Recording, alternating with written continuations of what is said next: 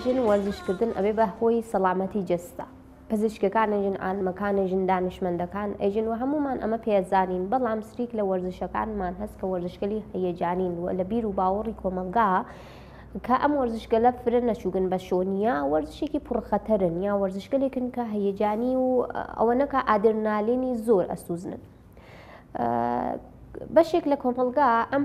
وەرزشگەلە فرە ناناسێت و ئەما بێتە هۆی ئەوەی کە خاتونەکانمان ئەوە دەسەڵاتیان نەوەی کە بڕن بەسەر بە شۆنی ئەم ڕشتە وەرزشی گەلاوە زیاتر پیاگەکان بڕن. ئەڵبەتە چەند ساڵێکە کە خاتونەکانیش حەزی پێ ئەکەن و زیاتر ئاشنابووگن و پێیان خۆشە بڕن. هەر بەمۆنا کە وتم پێتان ئێمەم سێ مێمانی ئازیزمانە سەبارەت بە ئەم باس و بابەتە کە وەرزشگەلی هەیەجانیە. سێ خاتونی ئازیز، سێ خاتونی قدرەتمەند و تەوانمەند کە سریک ڕەچەشکێنیان کردگە چوونە سەشۆن وەرزشگەلی هەیەجانی وەکو پاراگلایدر، وەکو وەرزشگەلی وەکو ئافرۆد، وەرزشگەلێک کە فرێک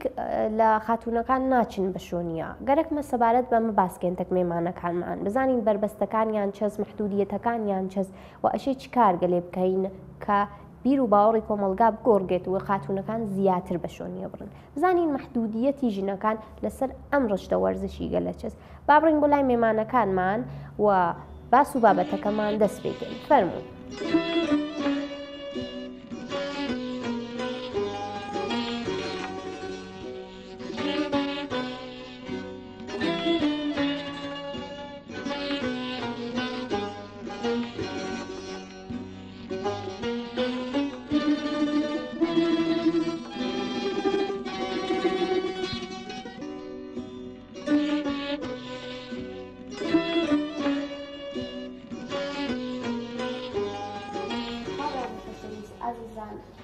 خەمەتتان بە باس و بابەتێکی دیکە هەروە کەوتم باس و بابەتی ئەمڕۆمان وەرزشگەلی هەیەجانیە. گەرەکمان بزانین ئەسڵان چه وەرزشگەلی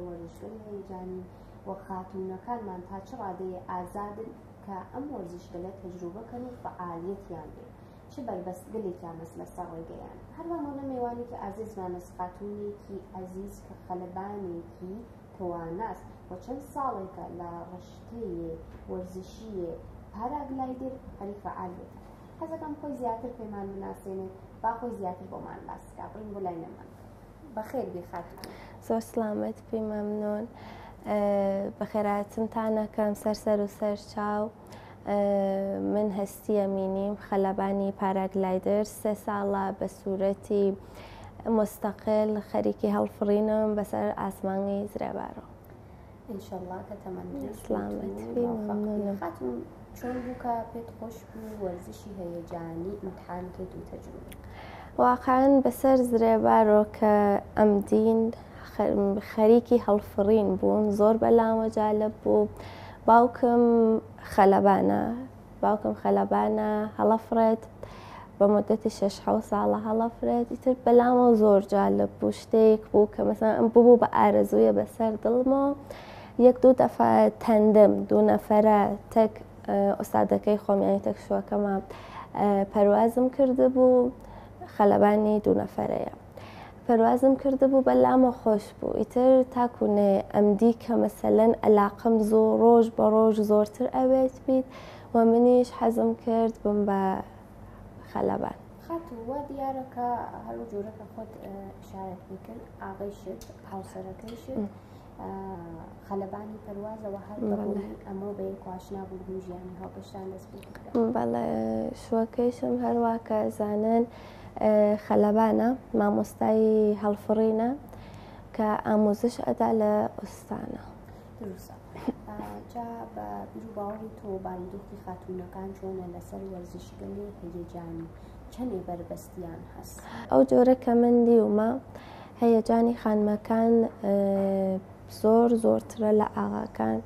ئەکسەری مسافرەکانی محەممەد خانم بووە خانمەکان هەیەجانیان بە حەد زۆرترە و حەز لە هەیەجانەکە. جا بەربەستەکانیان چەست؟ محدودیەتی خانمەکان زۆر ناو وەرزش‌های هەواییە. مەسەلەن هەیە خەلەبانی خانم شاید بێژم دەرکل لە ئێرانە 50-60 نەفەرە خەلەبانی خانممان ببێت و ئەکسەرەن یان مەسافەتکارن یا مثلا لەم وەختی مسابقە شتا مثلا خەلەبانی خانم زۆر کەم شرکەتە کات هەمیشە و خەلەبانی خانم زۆر کە خۆیان کەم شرکەتەکە نا مەحدودن مەسەلەن ئەم وەرشە وەرشێکە مەسەن ئێمە مانگەکەی تر ئەچین بۆ یەس بۆ تەمرین هەوا جۆرەکەشە حتمما لە یەس پەروازکەی دوایەوە دەورەیە تر هەیە لە شۆمالایە دەورەهای مەخصوصی هەیە کلاسهای بخصوصی هەیە ینی فقط ئەشە بە شوێنیەبی وە کەسێک کە هاوسەرەکەی یا کەسێک کە خەلەبان نەوێ ناو خانەوادەیە زۆر مەحدودی ئەکاتەوە کە مەسەن ناتوانێت بەم شارە و بەو شارە بچێت ماڵەکان خۆیان بەربەستێکی بۆ دروستکەن چونکە ناتوانێت ئەرە دقیقاً ئەشێ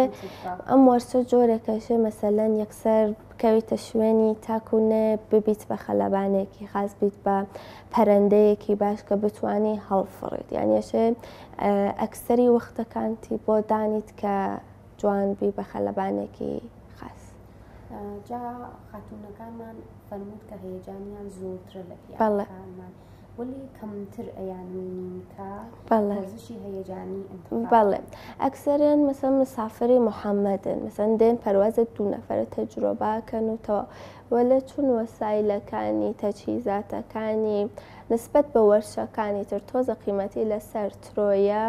زۆر کەم کەس قبول یەکی لە هۆکارەکانی وەسەکە هەزینەی زۆرترە بەڵێ کێوەسە خانەوادەکە بەربەستە ڕۆی ئەرە دقیقانشە مەسەلەن تۆ ئەچی بۆ دەورە یا مەسەندانێ خاتون کە مجەڕەدەشە باوکی تەکیا بێت بیبا بۆ دەورە ئەم کات ئەو کات زیاتر بوونی خاتونەکان حزوریان لە مسابقاتە لە وەرزشگەلی هەیەجانیە چەندێک کاریگەریەس بەسەر ڕۆشنبیری ئێمە و جامعەکەمان وەڵا زۆر تەئسیری هەیە مەسەلەن من کە 2 ساڵ پێش لە مسابقەیەکی فرودە دەقەت دانێ نقطەیە دای ئەنن بتوانین لەندکەی مەقامی سێوەمم هاورد و ئەو شتە تایسە بۆ مەریوان پێشنەهاتە بوو مەسەن دەنگێکی زۆر باشی داوە کە مەسەلەن خەڵکەکە ئستەقباڵێکی باشیان لێ کرد لەوەکە من ئەوێتە باسییانە ئێوە ئەڵێن کە خەڵک پێخۆشە بەڵێ زۆر مەسەلەن لە هەچی ساڵە لە مەریوانە مسابقەی فرودە دەقەت بەرگۆزارە بێ هەوای مەریوان جۆرێکە عالیە بۆ مسابقە لە ئوردیبەهشت و خۆردادا بەرگۆزارە بێ 3 ڕۆژە ئەکسەری 100 تا 200 خەلەبان تەشریفێرن بۆ مەریوان و خەڵکەکەی مەریوان ئستەقباڵێکی زۆر باشیان لێ ئەەکەن چون بەقەولی مەروفێژە پەرەندە زۆرە بەسەر ئاسمان زرێبار و جوان دیارە 100 تا 200 خەلەبان خەڵکەکەی مەریوان دێن بۆ تماشا ئەسەن مزاحمەتێکمان بۆ ئیجاد ناکەن و ئستەقباڵێکی زۆر گەرمەکەن وەختی ئەم فرسەتە مهەیاس خاتونەکان چۆن دیاریان نییە لە تەواوی بەڵێ مەسەلەن نزیکی 15-20 نەفەر ئەمساڵ خەلەبانی خانمی شرکەت کۆنەندەمان بوو و ڕقابەتەکان زۆر سەخت بوو و باشتر بوو لە پای پارەکە ساڵ بە ساڵ زۆر باشترە بێت پارەکە 6 نەفەر خەلەبانی خانممان بۆ لە ئیمساڵ نزیک 15-20 نەفەر بوو بەڵێ بەڵێ ئەوە کە مەسەلەن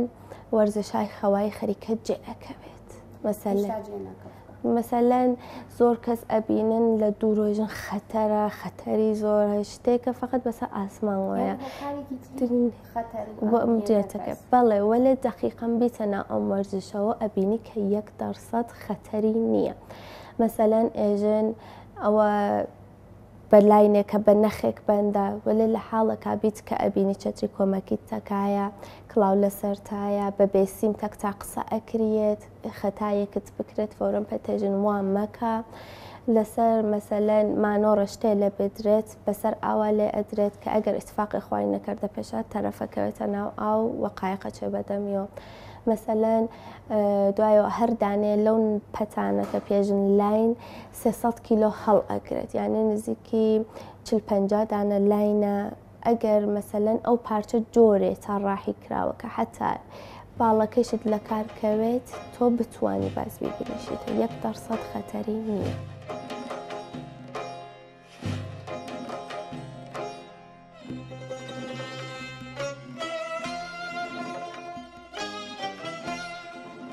دوای سەرکەوتنی شۆڕشی گەلانی ئێران لە ساڵی 1350 هەتاوی و هاتنە سەرکاری کۆماری ئیسلامی، ئێران سەردەمێکی نوێی بەخۆیەوە بینی و بەدانانی یاسای بنەڕەتی وڵات لەسەر بنەمای شەریعی ئیسلامی و شیعی ویلایەتی فەقێ و گەڕانەوە بۆ 1400 ساڵ لەمەوبەر لە قەرنی 20دا و ناتەبابوون و ناکۆکبوونی یاسای کۆماری ئیسلامی ئێران لەگەڵ زۆرێک لە یاسا و ڕێساکانی نێودەوڵەتی و دەست بە سەرداگرتنی وڵات لەلایەن مەلاکان پێش هەموو شتێک کێشە خوڵقێن بوون بۆ وەرزش و وەرزشوانانی وڵات. ئەو کارەساتانەی کە بەسەر وڵات و خەڵکی ئێرانیان هێنا کەم نەبوو. ئەمجارە ڕوویان کردە وەرزش و بە دەرکردنی فتوای حرامبوونی زۆرێک لە ڕشتە وەرزشیەکان کە پێیان وابوو لەگەڵ شەرعی ئیسلام و ئەخلاقی ئیسلامی ناکۆکیان هەیە، لاپەڕەیەکی پرشوڕەیی و ئابڕووبەرانی نوێیان بۆ خۆیان تۆمار کرد. بەڵام ژنانی کورد وێ ڕایسەدان و شاری حکوومەتی و بنەماڵەیی لە هیچ بوارەکاندا لە پیاوان جێنەماون و هەر یاری وەرزشێکی پیاوان کاریان تێدا کردبێت ژنان گەیاندویانەتە لووتکە.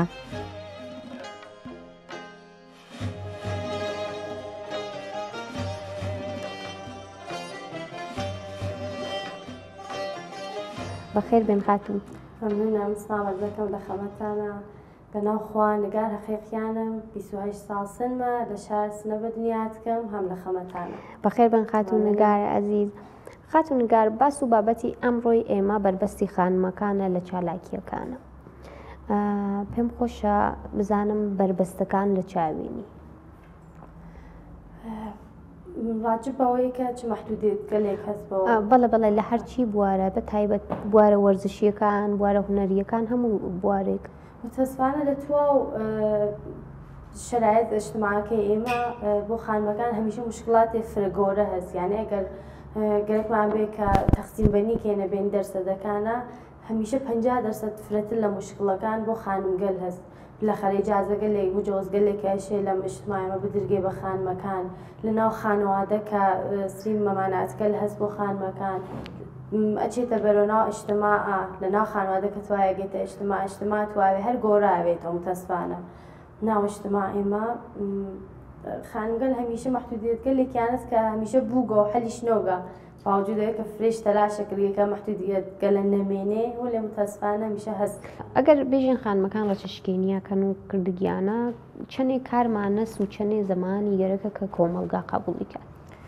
بالاخره هەرچی کارە قەدەم بە قەدەم ئەنجامە بێت تا ئەوەی کە خانمەکان بتانن کارێ بکەن کە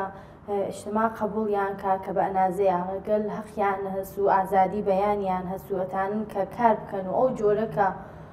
تواناییگەلێکیان هەست کە بینە نمایش لەناو اجتماعە بالاخره کار فرێ هەست هەر لەم قەدەمە. وەختی قەدەمەوە و بتانی نێمە عەمەڵیکێنەوە بالاخره اجتماعیش قبوڵەکە کە خانمەکان تا چەندێک تا ئیسا جامعە چەندێ تا ئیسا ئامادگی هەست بۆ پەذیرشێ ئەم ئەتفاقاتە ئیمڕۆ. وەڵڵا فرەکەم خانمگەل واقعەن کاش جۆرێ بووای کە بیان وتایی تەک ئاغەکانە وەک نازانم بێژین چۆک مسابقەی کەسێژن بێن ببینەوە بزانین تواناییەکان کێ فرەترا کی گەل فەیتر بالاخره خەستمەوە نییە کە بێم ئاغەگەل تەخریب بکەم و لە هێژم کە خانمەکان ئەگە فرەتر لەوانیشنەوێ کەمتر لەوان هوەری نییە لە فعالیت دە اجتماعە. من تا چۆن هەمیشە قایم بووگن کەم ڕەنگ بووگن ئەو ئەحساسە هەست کە حەز ناکەنەوە خانمگەلە بینن کە ئەتانەن فرەتر لەوان و خاستر لەوانیش لەناو اجتماع حوزوریان. بنەماڵە لە جێگەیەک کە مناڵ پەروەردەکە چنێک دەتوانێت ئەم بیر و باوەڕە لە ناو زیهنی ئەو مناڵە ڕشت باتیانێ بیگەێنێ بۆ باوەڕە کە ئەمچین شتێک نییە محدودیت نییە هەم بۆ کوڕی هەم بۆ کەنیشکی. وڵا ئەوڵجێکی کە ئێمە ارتباطمانستێکیا قبل لە زۆیکە بچینەوە اجتماع خانەوادەست من بانها پێشات کە مەسەڵەن گەرەکم بووگە کارێک ئەنجام بم شاید لەناو اجتماع قانونشکەن دیار بێت مەسەڵەن خانواده مثلا ئەگەر پشتیبانم بن فرەتر سوورۆم لەسەر ئەو شتەکە ئەنجامی بەم و قدرەتێکە گرم کە بڕم سوبات سابت قەدەم بم لەو کارە پێنامەیەک مەسەڵ خانوادەیەژی نا ئەوە بۆ تۆ ناکردگێ کەنیشکی ئەمەژنەوەیژن کامڵ ئەو ئێنەرژی هەر لەو نوتفە خەفاوێ لەخەرە خانواده جا بۆ چێژن تۆ کەنیشکی ناکردگێ بۆ تۆ ئیتر نایژەم هەر چشتە ناو ئیجتماعی کە وەختێ تکرارەوێتەوە تکرارەوێتەوە تکرارەوێتەوە شتێک عادەت ئەو عادەتی شۆختی گەرەکتە بیتێکیان مبارزەکە ئەوێتەوەی کە تۆ ڕسمێ بشکنی ئەو واقعاً قدرەتی گەرکە تۆ هەر لەناو خانەوادە و ئەم شتە ئەنجام بێگێتە ئیجتیما هەر ئەچیتە بەرۆزانی ئێجمچا واقعاً خانمەکان خوان هەر لەوانەکە متۆلدەون نەمادێک مقاومەتیان هەز بە نەزەم نەم ناو خانەوادە هەم لە ناو ئیجتیما ئەچیتە ناو مەدرسە ئەچیتە سەر کار نازانم کار هونەریەکەی کار وەرزشیەکەی لە هەر کامێکی شتێک بەناوانە وجودی هەست بۆ خانوەکان واقعاً ئەمە شتێکە گشتمان نەزانینەوە نییە بێژی هەر جێگێکە چێژن ئافرین ئەتانی هەمیشە گە 10% بێ 9% دێژن کە خانمەکان ناتانی 1% شاید بە تۆ ئەنرژی بن ئەنگیزە بن بۆ ئەنجام کاری جا براکان و باوکەکان چۆنێک دەتوانن لەسەر ئەمە کاریگەریان بێت 100% ئەوان یەکێ لەو کەسگەلنەکە ئێمە خەریکن تێکیان مقابڵاکەین ناویشتما من خۆم برام نییە ئەوە لێ خۆ لە ناو خانەوادە وەختێ من بزانم کە باوکم پشتیوانمە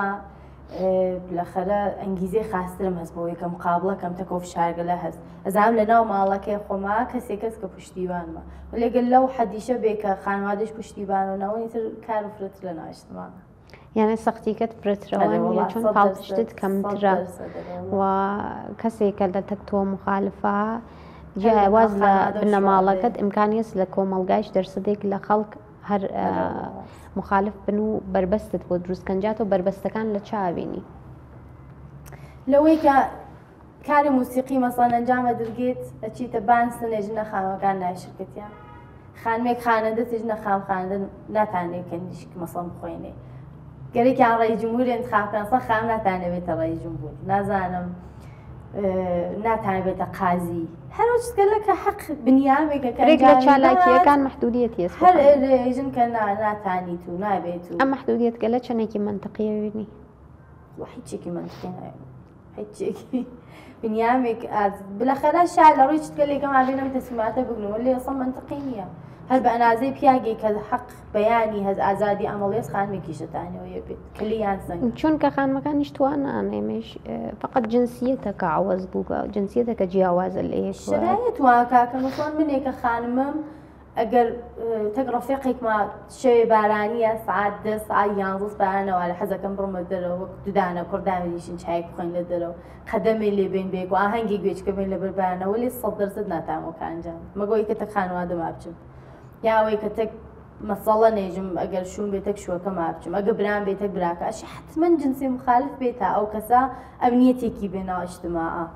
هەر لە هەرچی شتە خانمەکان خەریکن واقعا لە تماوین چۆنێ ئەمنیەت هەست لە ناو جامعە شاید 10% بە نەزەر من هەست چونکە ئێمە ئایسا هەستمان خانمێک دێر ئەچێتەوە بۆ ماڵ لەسەر کارەوە فرە ڕاحەت ناو خیابانە ئەچێت بە پایش ئەچێتەوە و کەس مزاحمی ناوێ مەگەر دەرسەدێکم لە جێگاگەلێک خۆبارەوە دەرسەدا ئەگە یەک بار پێش پێ خۆی تاوانی فرست هەرواسە وەلێ گەرەکمان بێژم بەرەو خاستر چووگین خاستر بووگەتە بە نسبەت بە قبل 100% خۆ قبل مەسەڵەن خانمێکنەوە فوتباڵ کایەکە خانمێکنەوە کە نەوازەندە بێ یا خانەندە بێ بالاخره ئەم سنەتکارە خەریکە ئەشکێ لە بەرێک وە لێژم ئەو شتەکە حەق خۆمانە فعلا فرێ ماگەکە بکەین خانمێکمان نەبوو کە فرێک لە فعالیەتەکان ئەنجامەیانە فرێک لە فعالیەتەکان لە فرێک لە کشوەرگەلە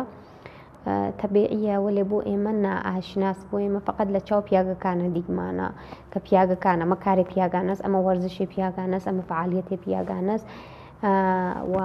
خانمەکان کەمتر ئەنجامیان شاید لەم چەند ساڵاخیرە فرۆ بوو گەسۆ و کەم ڕەنگە هێشتا وازان پڕ ڕەنگترەوێتەوە وەلێ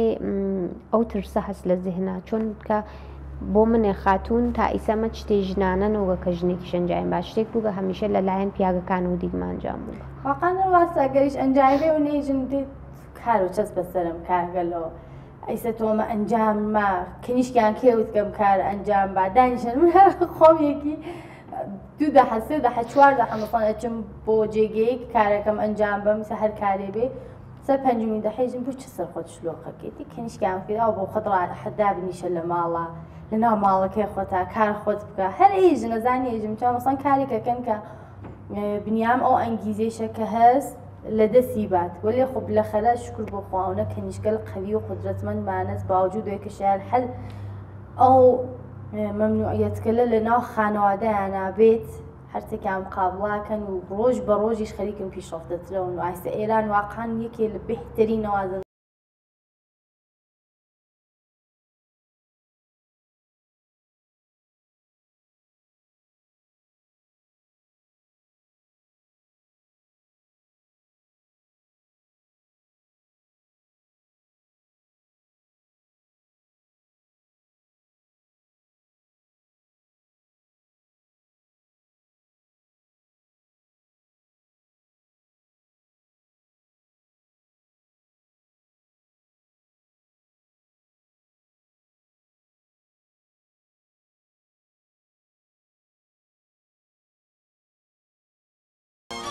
هاوکارەکانمان بوون بە ئەمەی کە نادیاربوون خاتونەکان لە بەڵێ. وەرزشگەلی هەوایی بەڵێ. وەرزشگەلی هەیەجانی یەکێ بەربەستی بنە ماڵەیانە بەڵێ. یەکێ هەزینەکانیە بە شوێنی بچێن و بەڵێ. ئەوەکە هاتوچوونیان و بەڵێ. ئەمانەیە. بیر و باوەڕی خاتونەکان خۆیان چە؟ من هەرچە خاتونم دیوە لەوەی کە هاتون تەک محەممەدا پەروازیان کردە یا مەسەلەن لەم شارە و شار دیمە خاتونەکان ئەحساسی ئازادی ئەحساسێکی مەسەلەن جیاوازیان هەیە بە پەرواز ئەحساسێکی پەرەندە بوون ئەحساسێکە کە مەسەلەن زۆر کەم کەس لە ناو پیاوانە دیومە پیاوەکانی چۆن مەسەلەن وافکر ناکەنەوە لە خانمەکان حسە خۆشیانە دوای پەروازەکان دێن ئەنیشن و ئەنێرژیان هەیە سن زۆر کەم شتی وام دیوەوە لە ناو ئەکسەری خان لەبانی خانمەکانە هەیە ئەحساسێکی جیاواز بوونەکەن ئەحساسێکی پەرەندەیە ئەحساسێکی زۆر مەسەلەن فەرقی هەیە تەکتەوە بەڵێ بەڵێ ڕەهایت بەسەر ئاسمان گۆ دەقیقەن وەلێ بازم نادیارن بەڵێ ئێمە خۆمان ئەتوانین وەکو خانمێک چەندێک کاریگەریمان لەسەرەوە بێت کە خۆمان فرەتر دیار بین فرەتر ڕوون بین لەم وەرزشگەلە لەم وەرزشگەلە ئەشێت تەک ئۆستادێکی مەسەلەن تەک مامۆستایەکی خاسە ئامۆزش ببینن کە ئەم شارە و شار بچن و خەلەبانە خانمەکان دەربکەون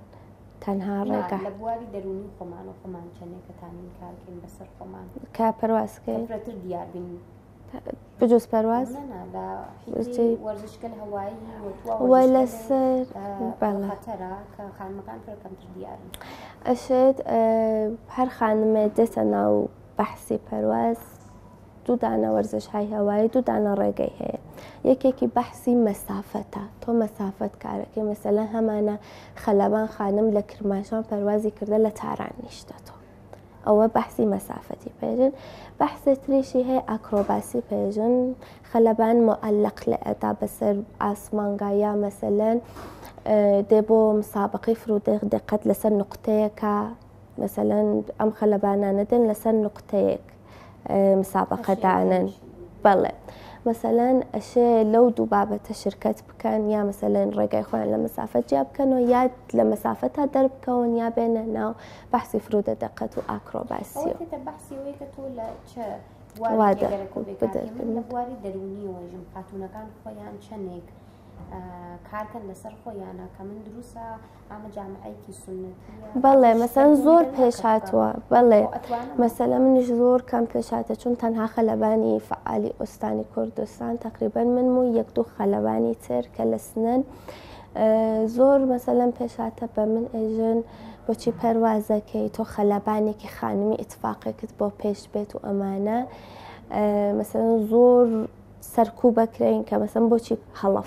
هەڵفڕین مەسەن بۆ شاید بۆ پیاوەکان باشتر بێ قودرەت بەدەنیەکی لازم بێ و لێ ناوانە خەلەبانی خانم هەرچێ زۆرتر بێ ئەتماد بە نەفسی بۆ ئێمە باشترە مەسەن دانێ خەلەبانی خانم ئەبینین بۆ ئێمە ڕۆحیە ئەگرین خەلەبانی خانم تا زۆر بێ زۆر زۆر باشترە بۆ وەرزش تا زۆر بێ زۆر زۆر باشترە بەڵێ ئەماوێتە باعثەویشەکە دیتگای بەڵێ ماڵەکان باشتر بێت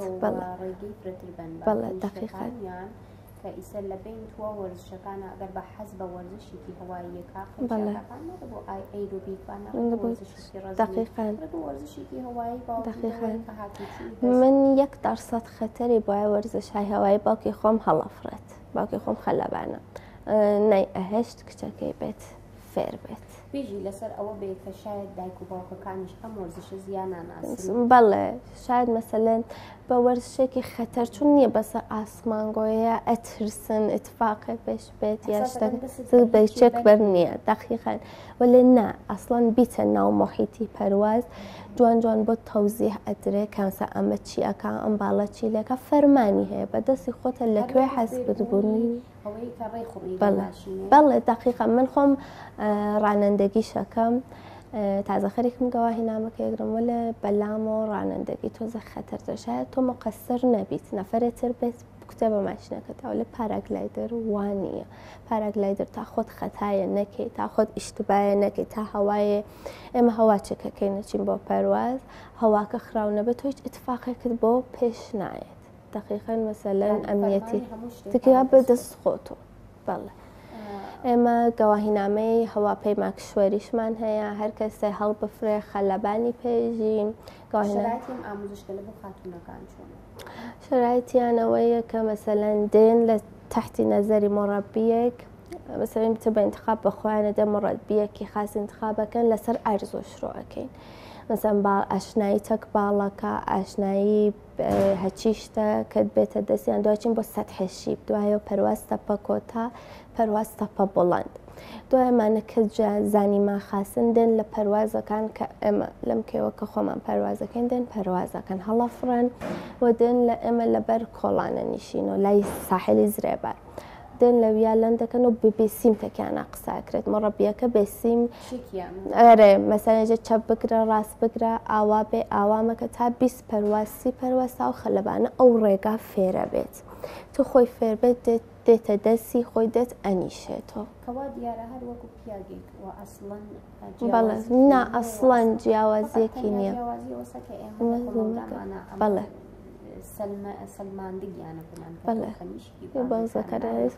دقیقا شکر لەو جۆرا کە من ئیمساڵ دیمە خەلەبانی خانم تقریبان زۆر بووە و ئومیدوارم زۆرتر بچون خانمەکان هەیەجانیان بێحەد زۆرترە نسبەت بە پیاوەکان و ئەمەش حەزەکەین باعسی افتخارەکە دووسەدانە خەلەبانی خانمی خاص ببێت لە ناو خەڵکەکە.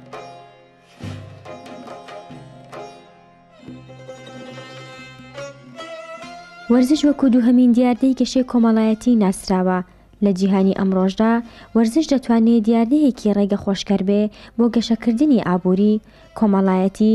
سیاسی و فەرهەنگی وڵاتێک تا ئەو جێگایی کە زۆرێک لە وڵاتان تەوەرەی پەرەسەندن و پێشکەوتنی خۆیان لە وەرزشدا چڕ کردوێتەوە.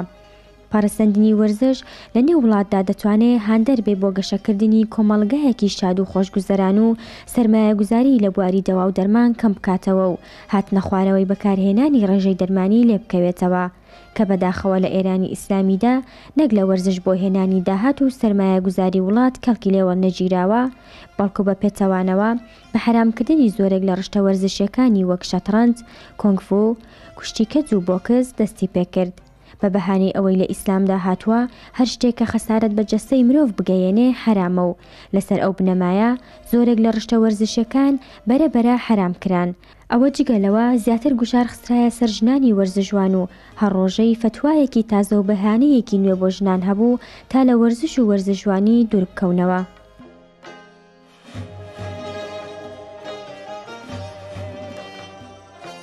بەخێر بێن خاتون.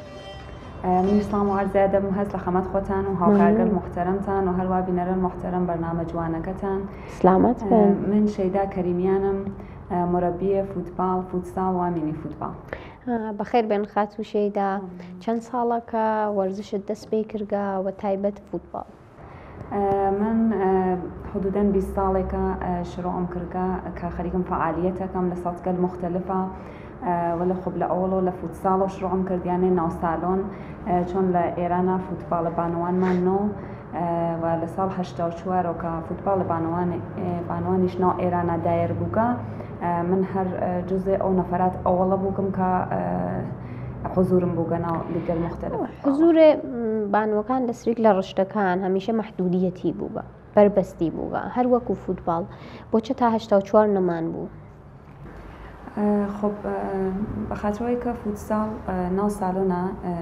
شاید لە وەختەکە فرە پوششی نیازنەوە هەرچەند کە ئیسا عالەم ساتگە لیگ یەک و لیگ بەرتەرە بازم فوتساڵەکەیشمان ناو ساڵۆنە باوجودەوەی کە نایەڵن شاید فیلمبەرداریە ئانچنان بێت یا پیاگەکان حضوریان بێت بازم ئێمە فوتسال ناو ساڵۆنەکەیشمان بە پوشش کامڵ و بەرگوزارەوەی ولی خب ناتان بێژم فقط دلیلی پوشش بووگە خب دلیل مختلفی بووگە کە فوتبال تا 84 بانوان دایر نۆگە لە ئێرانە و خۆشبەختانە ساڵ 84ەوەی تر ئەویش هەر بازم بە پوششی کامڵەوە لە ساتگەلێ مختلفە بەرگوزار بوو و ئیسەیش بازم هەر ئەدامەی هەست. ئایا خانمەکان خۆیانەوە بەربەست بۆ خۆیان؟ ممکنە خب کەنیشکەکانمان خۆشیان تەلاشکەن کە محدودیەتی بۆ خۆیان قایلنەوە وتم کە ئەو بیر و باوەڕی تر پاکەوکەن و لە ذهن خۆیانە کە فەرق هەست لە بینکەن و شوکڕە لە نظر منەوە کە هیچ فەرقێکی نییە و ئەگەر فقط کافیە کارێەوە حەزەکەن شروعیکەن و ئەو جوورەوە گەرەکیانەوە لە ذهنیانە پیادەیکەن مطمئن بن کە ئەو کەمکەمی تر بە تواناییەکەی خۆیان بە ئەوەی کە ئێستادادیان هەست لەم کارە و لەزەتی لێ ئەوەن کەمکەمی تر پێیەوەن و ئەزانن کە ئەتانن چ کارگەلی گەورەتر ئەنجام بن. خانمەکان واقعا نەتوانن کارگەلی گەورە ئەنجام بن وەلێ ئەمێنێتە سەرەوە بنەماڵی چنی پاڵپشتیان کات. خب من ئەیژم کە ئەوڵین کەسێکە ئەتانی بە خۆی بنیام کۆمەکات خۆی ئەو شخصەسا خودی ئەو شخصە ئەشیت و بیرکارێک شروعکە بێژی من ئەمە هەدەفما منطقی دانیشی تۆزەحی بێ بۆ خانەوادت کە من ئەمە هەدەفما ئەمە بیر و باوەڕما ئەمە تواناییمە ئەحساسەکەم لەم زمینە ئێستعدادم هەست ئێوەش بێن لە کنار منە کۆمەکەن خۆ بالاخره پێش تێکە وردەوردە ئەچێتە بەرەو سەختی خۆی هەست ئەمکانی هەست کە ئەوان هەر قسە بێت و ئێستا قسێ بنەماڵەکەن ئیتر جامعیش خۆ هەر بە هەرحاڵ هەر ئەوێت کە کەسێ مخالف بێت وەڵێ خۆ کەسگەلێکە وا مهمن و لە تراف بنیاماتان تەسیردانی هەم لەبان ڕۆحیە بنیام هەم لەبان کار بنیام و خانەوادەست ئەتانین بین خانە یانکەین ئیسە بالاخرەمێش ئەوان بوینن کە ئێمە تەلاشەکەین ئەرزش قائلەوەن خۆ بالاخرە پێش تێکە ئیسە کەسێک خانەوادێک بێ کە سەرسەخت بێ کەمێ سەختتر بێتە ڕێگەوە لێ بزانن کە توش علاقەت هابێ غیرە ممکنە ئەتانی بیان تیریتە سەر ڕێگەی خۆت و باتەوەجۆ بە لەو چوارچێەوە خۆت حەزەکەی باتەوەجۆ بە توانایی و ئێستعدادێک وا هەست و تەلاشی وایەکەی موافق بیت. دروستە فەرموون نیمێکی هەڵگەڕتەوە بە خۆمان کە خۆمان بناسین و گەرەکمان چە بکەین ئەگەر ڕێگەیەکمان انتخاب کرد کە دیمان لە ناو کۆمەلگایەمە ئەو ڕێگە فرێکرە خاتونەکان نەچووبن و تعدادێک کەمێ چووبن ئێمە ئەگەر باوەڕمان بە خۆمان بێت و بە قوڵیەوە خانوادەکەمان قانەکەین ئەتوانین بڕینە بەرەوە فکر ناکەم جامعی ئێمە لەو بیر و باوەڕم ماوەی کە ناکردێت باقەن ئامادگی ئێستقبال لە فرشت گەلیان هەست. دەخەن من کە خەریکم خۆم ئەیبینم چۆن خۆم لەو کارگەلمە ئەنجام داگە کە هەمیشە مەسەڵەن ساسم کردگە کە گشتی مخالفەوە لە من ئەنجامی ئام لەزەتی شەوەم لێ ئیتر بازەوەکەلێکی شەشێ چکل نادیدە بگریت و بە کارەکەت ئێدامە بی هەرواسە قەرانی گوێچکە بین بە هەرچی کەسێک ئێژێت ئێمە ئەوە ئەنجام بین ناکردە قەتەن هەر شخصێ بۆ خۆی سری ئەهدافی هەسری کارگەلی هەسریت هەر کەسێ لە زمینەی کاتەوانایی ئێستعدادی هەست بالاخەرەشێ لەو ڕێگەوە خۆی سەڵاح حەزانێت و خانەوادەی بە دروستی ئەزانن ئەتانێت تەسمیم بگرێ بە خۆی و فعالیت کات. ئێوە یەکێ لە چاڵشەکانتان ئسپانسرەوە ئایا لە جامعەیەمە هیچ ڕێگەیەکی نییە یا هیچ گونە ئۆرگانێک نییە کە حتا ئۆرگان دەوڵەتیەکان بن بە ئسپانسەرێ تیمە بانوان؟ خب من ئایستا خۆم لە سنا تەنها ئەکادمیە فوتساڵم هەست و دایرم کردکە خەریکم ڕۆنەقی بم وەلێ خۆب خوا یەکێ کار سەختێکە فرێش کار سەختێکە دەستەنها خەریکم لە حاڵێکا مەسەڵەن خۆب لە هەیئەتەکان مەسەڵەن کۆمەکەگرم لە هەیئەت فوتباڵ ئیدارە وەرزش لە جێگەگەلی مختلف وەک بە قەڵ خۆتان ئیدارەگەلێ جێگەگەلی دەوڵەتی ئۆرگانگەلی دەوڵەتی وەلێ خۆب سەخت دەکەمێ ئەشی ئەم هەیئەتگەلا ئەم ئیدارەی وەرزش تەوی بەدەنی بێن مەسەڵەن لەم باشگاکە لە حمایەتکەن لە حاڵێکا ژن نایەوە چۆن باشگایکن خصوصی بۆ خۆتان داتان نیاکە ئیتر ئەوە مەسەڵەن ناین بۆ جەزب ئسپانسر بۆ باشگایك من کە مەسەڵەن چۆن خۆم دام نیاکە و خصوصیە بێن مەسەڵەن ئسپانسر جەزب لە حاڵێکە ئەوانیش فەرق ناکە من ئەگەر بێن فعالیتکەم بۆ ئەوانیش خۆ بالاخرە هەر لە کولا شایەتی سەر لە نظر ماڵی و مەسەڵەن خۆ ئێستا شاید ئەوان شایەت بێژن مەسەڵەن ئەمە باشگای خصوصیە مەسەڵەن بەرفەر شەهریەک بۆ خۆی سێنێت مەسەڵەن مناڵەکانی وەلێ خۆ ئەوە ئەو شەهریە کە گشتیشمان نەزانین و هەرچی مۆرەبیا زانێت و هەرچی باشگاداریشەوە نە شتێک نییە کە مەسەڵەن بێت واقعان لە زمینەی ئسپانسریە کە گەرەکو بێ مەسەڵەن مسابقاتێک شوەری بچی بەلفەر 100 ملیۆن خەرجی بێت ئەو شەهری و شخصن ئەوانە کەفاف ئەوانە نییە ئەسڵان فقط ئەبێنتە سەر مەسەڵەن هەزینەی واتەوە مەسەڵەن بە هەزینەی خۆ تۆ بەسینی وەسایل تەمرینیە سینی شاید بگەیتە ئەوانە لەو حەدا وەلێ خۆب ئەوەی کە بێن مەسەڵەن مستەقیم جەزب سپانسرکەن و کۆمەکەن و ناوەختێکیش گەرەکتە مەسەڵەن چی بالفەرز بچی بۆ شارەداری بچی بۆ فەرمانداری ئۆستانداری یا جێک ئۆرگانگەلی وەرزشی سەوە چگەلێک گەیتە زێهن من ناویانەوە خۆ بالاخەرەشێ ئەوە نام و نامەنگاریکەی تابزانی شاید بگەیتە نەتیجە یا نەگەیت ئەویش نزیک مسابقە ئسترس و هەست تیمەکەت ئەشێ ئامادەکەی لە لەحاز فەنی و مەسەڵەن خۆم ئایستا مۆرەبی مدیر باشگاکەم ئەشێ لە نظر فەنی و مناڵەکان ئامادەکەم تەمینەکانیان سەر و سامان بم یاگەر بازیکۆنێتتر لە جێگەی گوتێ من خاپگاشتەکەی غەزای خۆردوخۆر هەچی شتامانە بە کنار بازم نەمنایشەوە لە فکر جەزبێ سپانسرا بم یانێ دەیقینەوە دیماشین لای کەسێ جۆرکە لە جێگەی کابێرا غەزاکەیان ڕفت و ئامادەکەیان ئەم مشکڵاتە هەست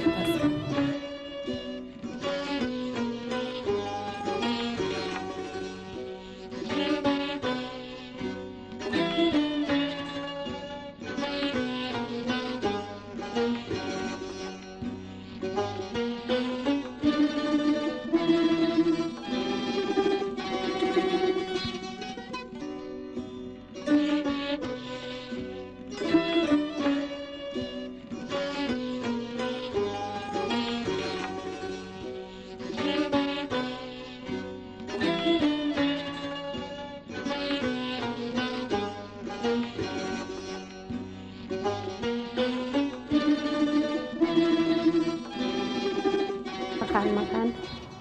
خانگەلێک تەوانان بنیامگەلێک تەوانان و پڕ لە ئەنگیزە و ئیحساس و چەندێک خاصە ئەنگیزە و ئیحساسە نەمرێ لە وجودیانە چونکە ئەگەر بمرێت نیمەیەک لە جامعە و حاڵەتێکی سلی و ڕەخوەتیە هەست خان واسە ژن وەختێ شاداب بێ خانوادە شاداب بێ اجتماع شادابە واقعا ئەو حسە کە خانم بە اجتماع و خانوادە منتەقڵیەکە هیچ کەسێتە ناتوانێت ئەو کارەکە ئەنجام بربەستەکان وتمان لە پەروەردەکردن مناڵەکە و شروعەوەی لە بنەماڵە و دوای بشە لە کۆمەڵگا ئەمە چنێکە توانێت بەسەر ڕوح و ڕەواندانە خاتوون کاریگەری بێت لە خەرە وەختێک ناو خانەوادەی کابی کە پاڵپشتیت بکەن لە حاز ڕوحی و لە حاز ڕەوانیە و ئارامشی خاسترەوە هەست سلامەتی ڕۆحیت هەست کە بتانی کارێک ئەنجام بێ و متقابڵە نەگەەوە کارە ئەو پشتیبانی لە ماڵا نەوێت لە خەرە سلامەت ڕۆح و ڕەوانیش ناژم کەسێ نەخۆشەکە فێلوەیە کە کەسێ نێڵێکە کارەنجام بە ولی لە خەرە خەتشەوار دەبێت بۆ حسە بۆ حاڵە بۆ ڕۆحە کە بتانی کارەکەی هەدەفەکەی ئەنجام بات هەرواسە دایکەکان چنەکەتانن پاڵپشتی کەنیشکەکانیان بن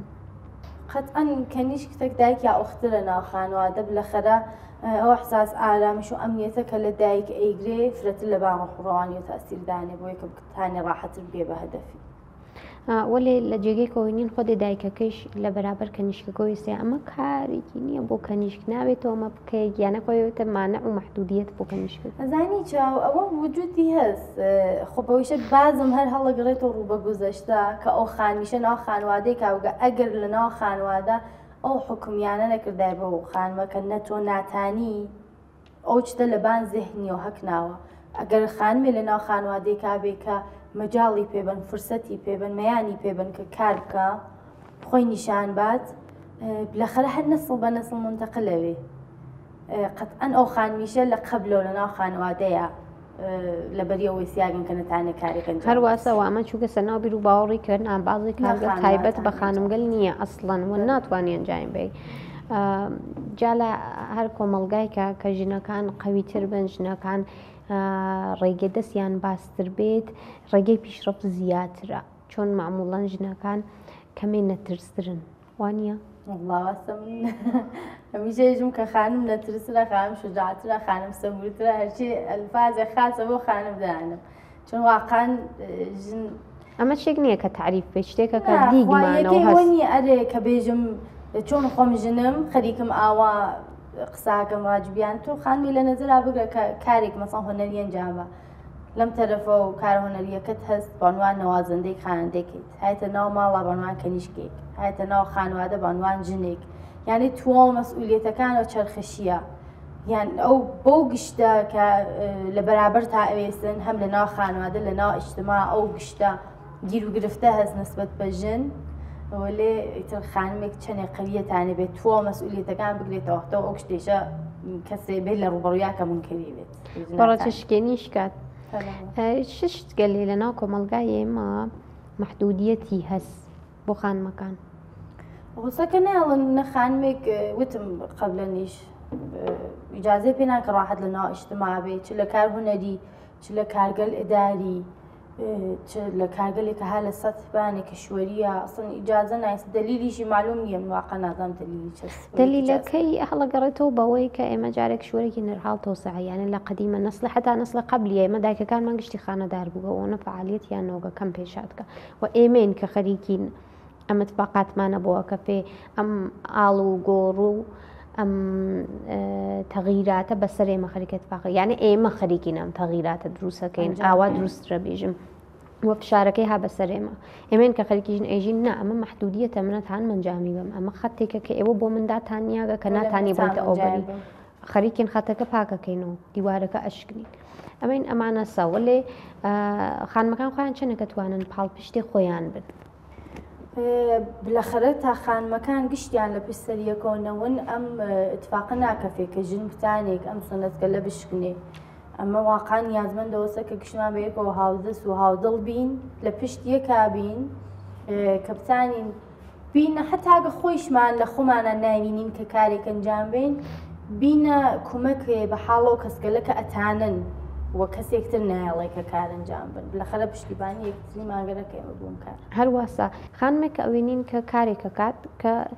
ئەوە خانم گەلتر نەچووگن بە شۆنیە ئەم خەریکە ئەنجامیا و تعداد کەمێکن.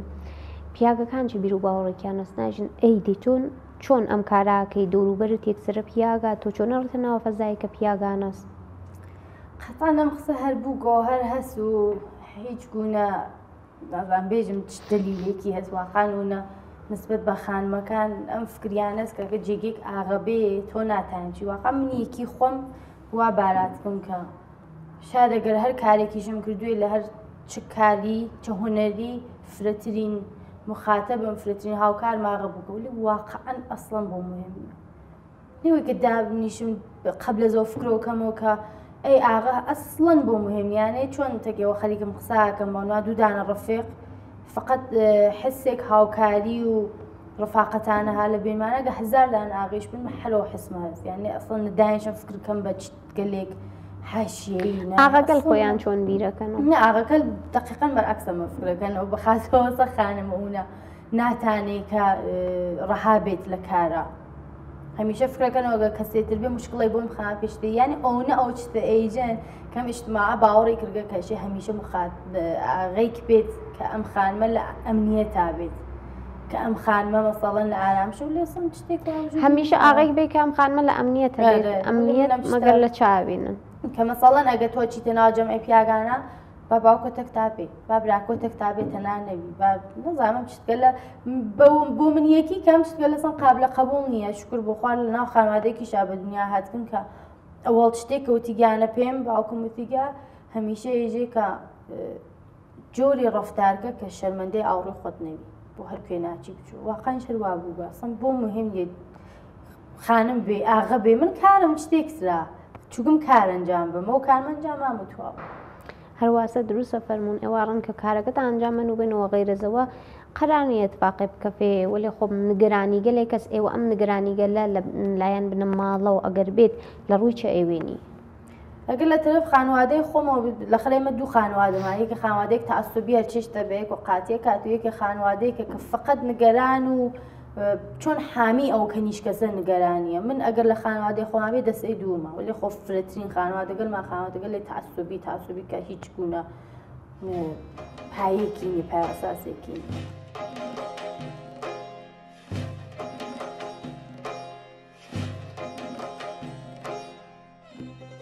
هەرچەندە بەهۆی ئیسلامیکردنی وەرزش لە ئێران ژنانی وەرزشوانی ئێرانی ناتوانن لە زۆرێک لە ڕشتە وەرزشەکانی تاکو و تیمی نێودەوڵەتی وەک مەلەوانی، ژیمناستیک،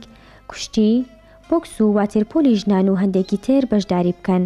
سەرەڕای هەموو ئەو گشار و بربەستانی بۆیان دروست دەکرێت بەڵام ژنان چاونەترسانە لە زۆربەی وەرزشەکاندا چالاکیان هەیە. هەرچەندە زۆرجار حکوومەت ڕێگری دەکات لە کچانی پاسکیل سوار بەڵام بە کۆمەڵ کچان و ژنان دێنە سەر ڕێگاکان و بە پاسکیل سواری تەواوی شار دەتەنن. جگە لەوانە ژنان لە زۆربەی شارەکان گروپی شاخەوانی و گروپی پارەگلای دەریان هەیە و لە زۆربەی یاری وەرزشەکاندا سەرکێشی دەکەن و لە پیاوان جێنامێنن.